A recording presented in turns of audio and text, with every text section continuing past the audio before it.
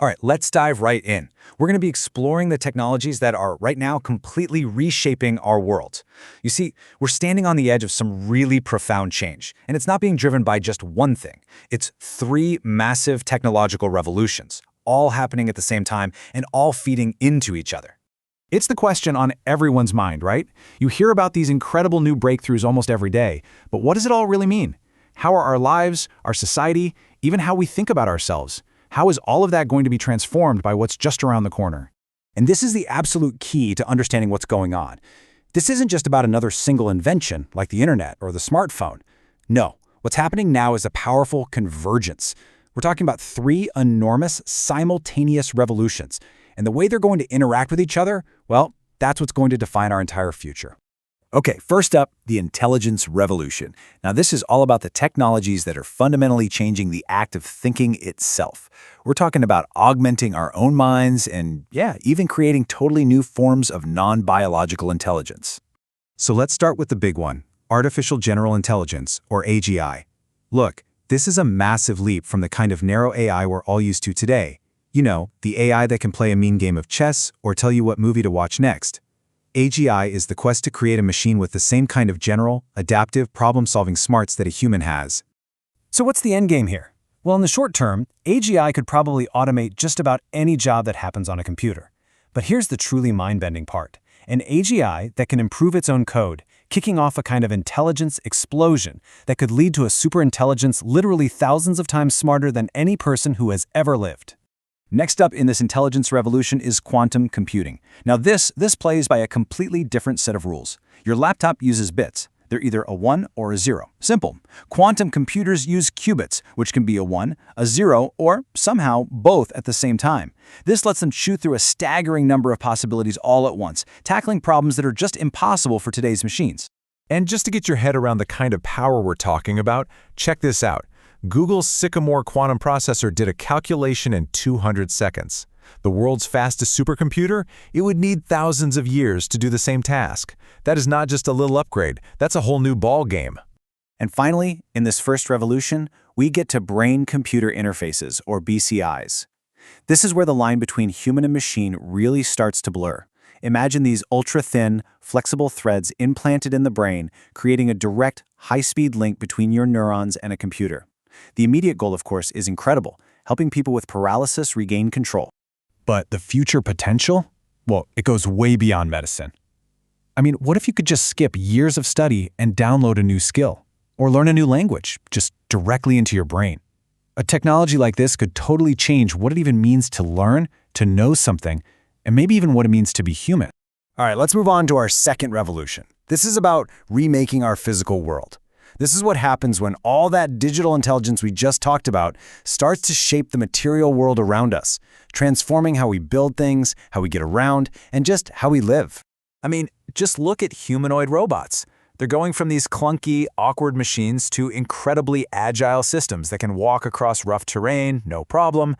And when you power them with that advanced AI, they start to learn how to interact with us, in ways that feel much more natural and intuitive. And then you've got 3D printing, which is also called additive manufacturing. Now, instead of taking a big block of metal or plastic and carving something out of it, 3D printers do the opposite. They build objects from scratch, layer by tiny layer, straight from a digital design. And this lets you create these unbelievably complex shapes that you just couldn't make any other way. And the future applications here are just staggering. We're talking custom-printed medical implants that are a perfect fit for a patient and maybe one day even replacement organs. Manufacturing could become totally local and on-demand. Astronauts could just print a new wrench if one breaks in space. The ultimate sci-fi vision? It's basically the replicators from Star Trek. Devices that could build almost anything you want atom by atom. And of course, you can't talk about reshaping the physical world without talking about autonomous vehicles. By using this whole suite of sensors, cameras, radar, LiDAR, and combining all that data with a powerful AI, these cars can actually see the world around them and make their own driving decisions. It's a technology that's on the verge of completely upending everything from shipping logistics to our daily commute. And what's powering this entire physical revolution?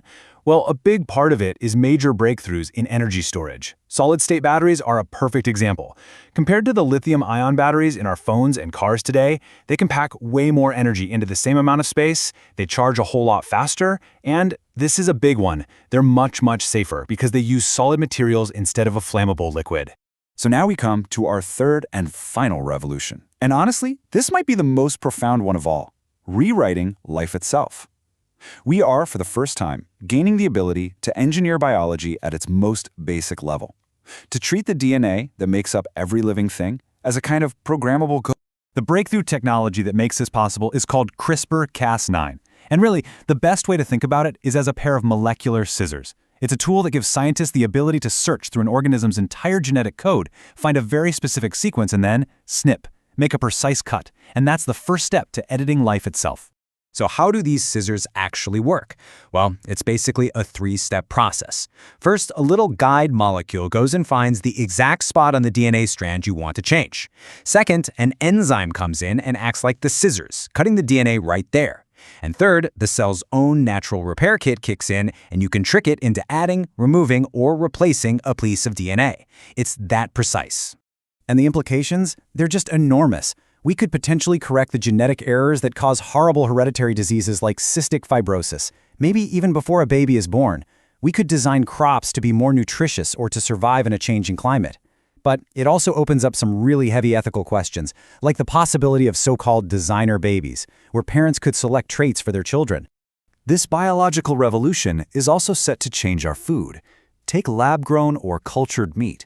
This is real animal meat, but it's grown from cells in a clean, controlled environment instead of on an animal. This offers a path to producing the meat we love, but with just a tiny fraction of the environmental footprint.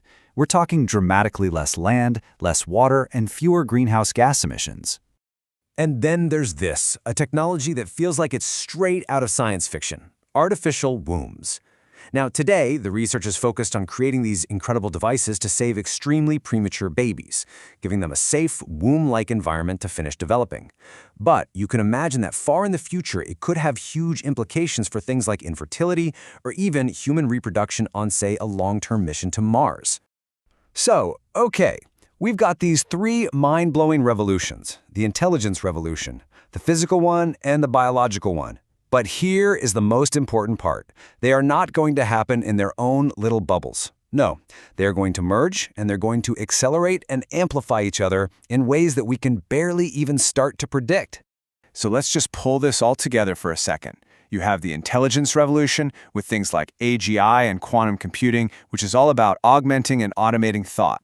Then you have the physical revolution with 3D printing and autonomous cars, redefining reality and how we interact with it. And finally, the biological revolution, with CRISPR letting us re-engineer life itself. Put them together, and you're looking at one of the most fundamental shifts in human history. And that really leaves us with the ultimate question. We are developing powers that were once reserved for gods, the power to reshape intelligence, reality, and even life itself. The technology's coming, there's no doubt about it. It's coming fast. So the only real question left for us is, what kind of future are we going to choose to build with it?